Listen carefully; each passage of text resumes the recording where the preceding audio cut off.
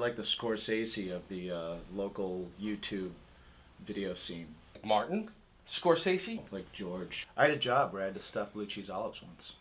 You did? I did. What job was that? When I worked at Planet Hollywood in Times Square. You stuffed olives there? I did. Things I didn't know. I've been known as many things I worked at a fish market. in this life. You're a fish market worker. Yeah, they call me Frankie Fish. Do they? No, I just made that up. I was going to say, I've never heard that before. Never heard that. No. Never heard that. They've never called me Olive Stuffing Jim either. Yeah. I love stuffing Jim. Yes, he does, folks. Yes, he does. And scene. Not clipping. Oh. Ah! Scared the shit out of me. All right, cool. So we're doing a Thank Frank It's Friday episode today. Pretty cool video footage of us during COVID. The interview for each other. The video itself, raw footage, is about an hour and a half long. We're going to see it in parts, sections, little tidbits, scenarios. Bite size. The bite size. Bigger than bite size. Definitely bigger than bite. Well, yeah, a little more like appetizer. It's not like a nugget. It's like a intermezzo finger kind of vibe in the thing. chicken world. Would that be like a chicken finger with a chicken nugget on it? Is that like a finger and a Chicken knuckle. Chicken nugget. Knuckle. Chicken knuckle. Say that 3 times fast. No. Chicken nugget. Chicken knuckle. Chicken nugget. Chicken nugget. Chicken knuckle. Chicken nugget. Chicken knuckle. I did it. You did it. I did. Good job. That was once. That's it. One time fast. I could fit. Chicken nugget, chicken knuckle. You gotta do that. Chicken nugget, chicken knuckle. You're supposed to go chicken knuckle, chicken knuckle, chicken knuckle. Oh. Chicken knuckle. Chicken. I can do it. Oh. Chicken knuckle, chicken knuckle, chicken knuckle. You heard it here first, folks. Shaka Khan. This guy and this guy have a history. We were thinking you guys would dig it and check it all out. Let us know what you think in the comments below. Like and subscribe. Follow, share. Jimmy G, Frankie J, Or boop, boop, boop.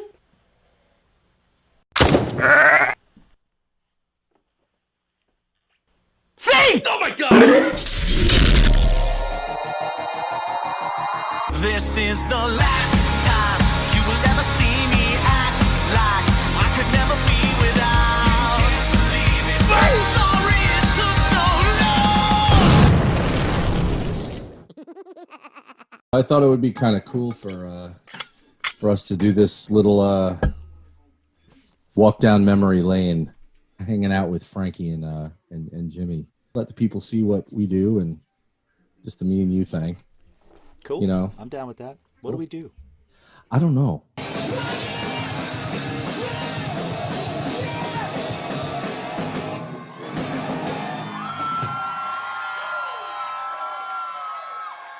What do we do? We talk.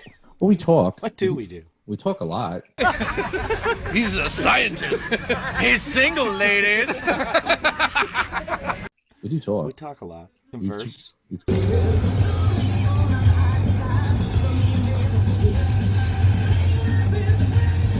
Various aspects and viewpoints of the same topics. You are my new billiards partner. if you run it at the right speed. Stay there.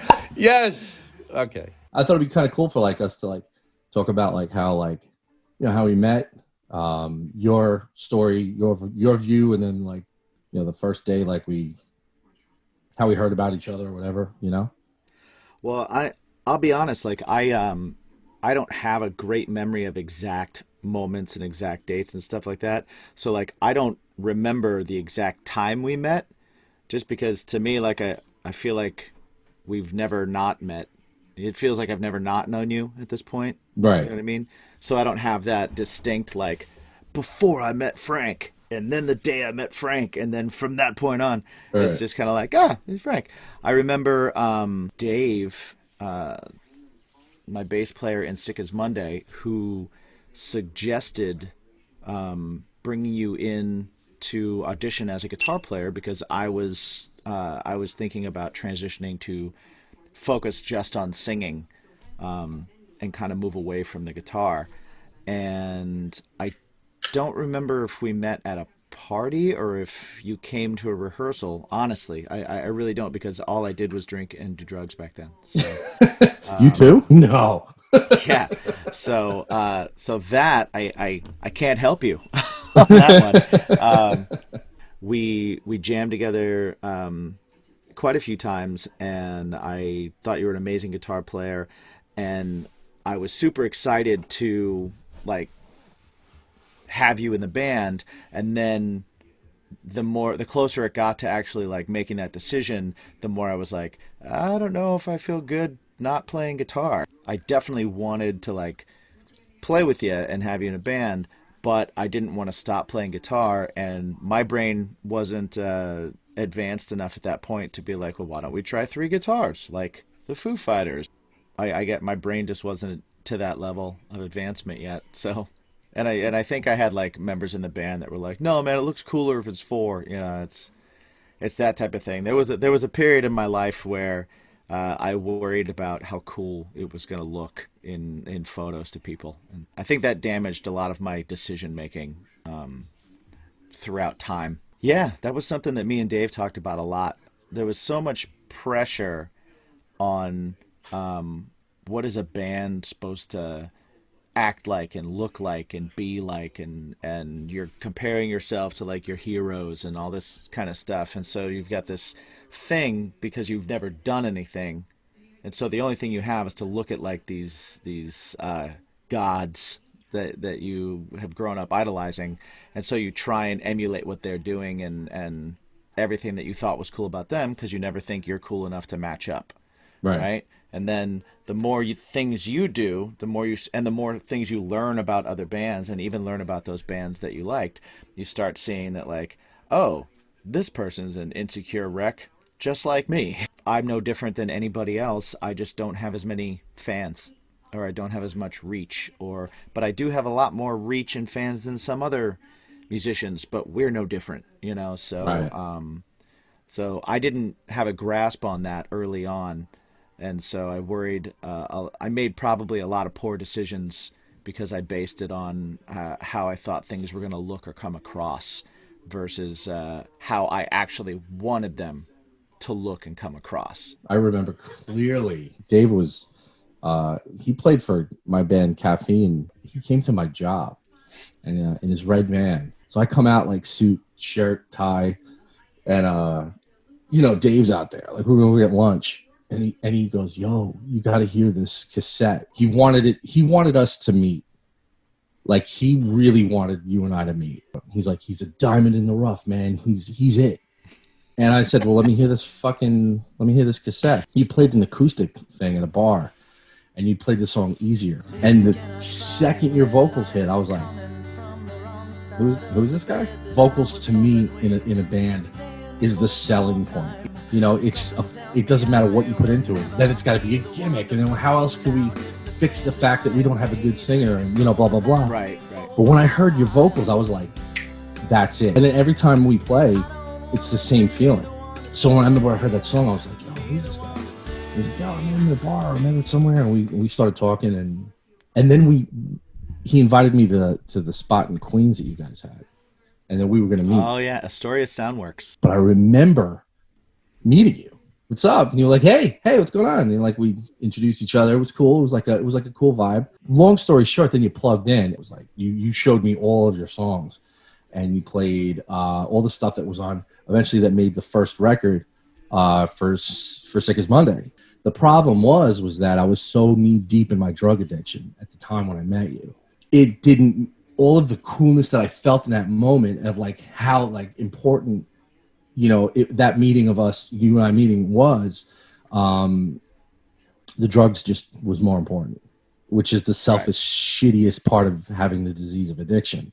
You know, when you're in it, nothing else matters. I remember seeing you guys. I remember seeing you guys at Voodoo Lounge. Vintage. I think Vintage Lounge. Yeah. And me and Johnny B were working there. And Dave. Yeah. Sick as Mondays. And And then we did anything to promote. And then fast forward, we got back. We were at a show. We played a show together. Sick as Monday and the band I was in, Silent Fate. We played a show in I think it was Queens. It was at the Queens of the city.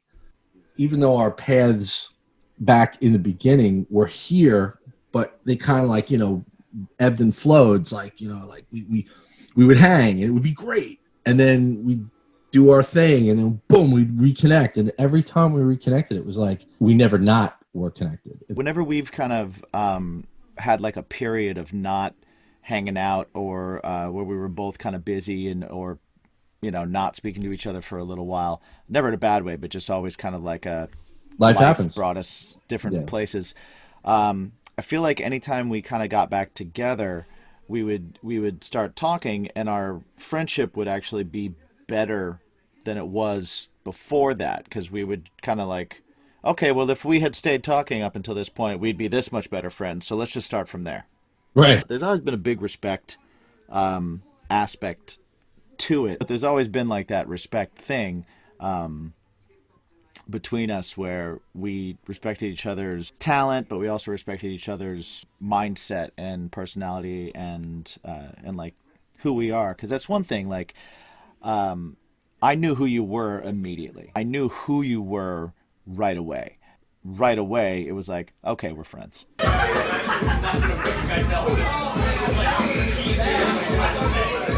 He's been ignoring me the whole tour. I feel very, very, very. It's chewy. I'm pretty good that way. I have pretty good intuition about people. And so it was like, from talking to you early on, even if we only spoke for a little bit, if someone brought you up, in my mind it was like, oh yeah, I like Frank. He's a good dude. We're friends. Cool. In my head, we were like good friends before we were even good friends, just because I was like, yeah, he's a good guy. So the more we hang out, the better friends we'll be. That's just how it'll work. Yeah, fucking. I'm clean shaven. Clean shaven. Because you're bearded. Scruffy. We got a yin and yang. For his we pleasure. yin and yang. When I grow it back, he'll shave. I'm not gonna shave it. I guess I'm not growing it back. No, you're gonna grow it back, and we'll be the bearded bitches. Yeah. Even though there were times where there have been brief moments where it was like we haven't spoken, but when every time we connected, like that feeling is like that's my bro up there. You know, like I always was a fan, the person who you are, right? Not just the guy on stage, the guitar player, the great songwriter, the great vocalist, but the person who you are, like the real Jimmy G. Some people know and a lot of people don't really know, you know, like even with me, like there's a lot about me that people know, a lot of things that people don't know. I think that's like with every human being in the world. Like there's this is my resume. This is how I am. Right. I have to sell you to everybody. You know, this is who I am. Yeah, that's a good way of putting it. And then when you really get in deep with someone and you really connect, I think you and I have that. Then there's the layers come off and the resume comes down and it's like, okay, this is us. It shows in our stage performances. It shows how, and even when we hang out, and even if people are around or no one's around, this is a special thing.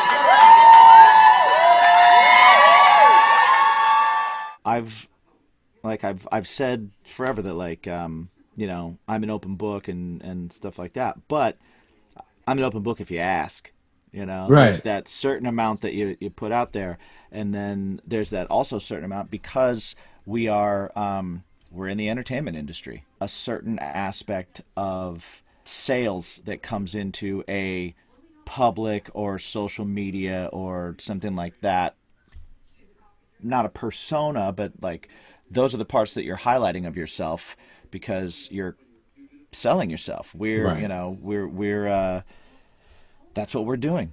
We're traveling. We're carnies. We're from Walla Walla, Washington.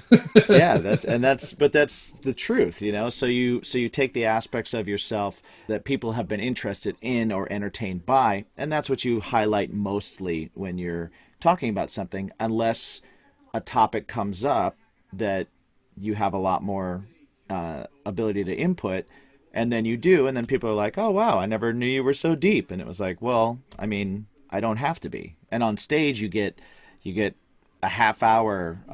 We've been lucky to where people have gotten to know us for 2 hours on stage, and in that case you get to know me a lot better because I don't shut up and I'm on the mic and everything, but you don't get to know you guys as well. And so I think there is that almost that disconnect that's accidental, because there's no reason to kind of put your whole self out there. The longer you are a fan of somebody, or the longer you are exposed to somebody, the longer that people are exposed to us through interviews or videos or hanging out or at a club or something like that, then you get to know different aspects and get to know more about personalities. And now we're actually getting to do that even more because we're doing so much online. Yeah. Getting to watch, getting to hear and watch your stuff with the Pearl Jam video is a huge insight into you, not only because it's a band you like, but it's also insight into how you think and how you process emotion and how certain things, what songs have touched you, and if somebody else sees that and the same song touched them, then automatically they're like, I have something in common with this guy. We always just kind of like had that right off the bat, probably because when we met, we were drunk and we were drinking and stuff, so there was a lot less like, here's who I am, that do you want to be in a band with me thing where you try and become absolute brothers in a matter of minutes. Okay, you want to be in my band? I kind of like you and I like the way you play. Let's figure out in the next 5 minutes if I can live in a van with you. We talked about it, and we talked about how, when you do join a band, it's like, can you be on the road with this person? Do I want to make music with this person? Do I want to be in a room with him more than 10 minutes? Sometimes you find out over the next, over months and over years and over things, people all change, and you'll find out that like, oh, well, I guess maybe this isn't what I thought it was, or you're not who I thought you was, or I'm not who you thought I was, or I've changed or you've changed. But like, we've always been consistent with each other, which is cool. Like we've both gone through a lot of changes, and we've both gone through a lot of personality changes, choices, growing as people, becoming better people, and through all that, we've kind of been able to stick that out with each other, and that doesn't happen all the time. So that's pretty cool.